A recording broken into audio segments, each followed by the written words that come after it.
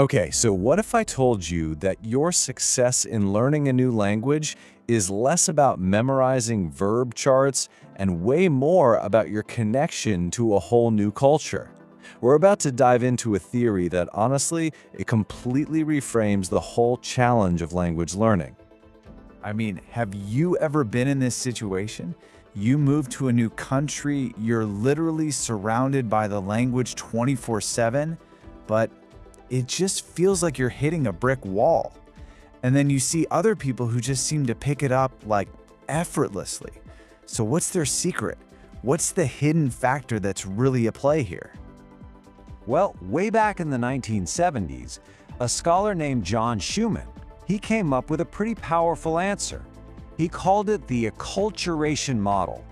And the basic idea is this: the real key to learning a language isn't in a classroom, but in how we actually adapt to and engage with the culture itself. Pretty cool, right? So, the whole core of his theory, it really comes down to this one word: acculturation. It's just the process of adapting to a new cultural environment. But here's Schumann's big revolutionary idea. This process isn't just, related to language learning. It is directly tied to it. The more you acculturate, the more fluent you're going to become. Simple as that. So Schumann broke it down into two key barriers, or distances, that can hold us back. First up, you've got social distance. Think of this as the gap between your home community and the new one. And then there's psychological distance. And this one is all about the gap that exists inside your own head, your own mindset. And according to his model, success is pretty much all about bridging these two distances. Okay, so let's dig into that first one, the social distance factor. Now, this isn't really about you as an individual. It's about the bigger picture, the dynamics between your original culture and the new one you're trying to become a part of. So, Schumann pointed to a few key social forces at play here. For example, if your home community is really big and pretty self-sufficient, you might not really feel that push to branch out and practice. Or let's say there's some tension or negative feelings between the two cultures. Well, that creates an even bigger barrier. The bottom line is, when this social distance is high, you just don't get the quality interaction you need to learn. Doesn't matter how many hours you sit in a classroom. All right, now let's talk about the second factor. Because even if the social situation is absolutely perfect, there's another hurdle to clear: psychological distance. And this one is super personal. It's all about what's happening inside your head. I mean, just think about things like anxiety, right? It's like this mental filter. You can hear the language perfectly, but that filter can just block it from ever sinking in. Or what about low motivation? That's going to stop you from even trying in the first place. And a lack of self-confidence? Well, that'll prevent you from taking those risks. The ones that are absolutely essential for practice. So you could be in the most perfect social environment imaginable, but if your own mind is creating that distance, learning is always going to be a struggle.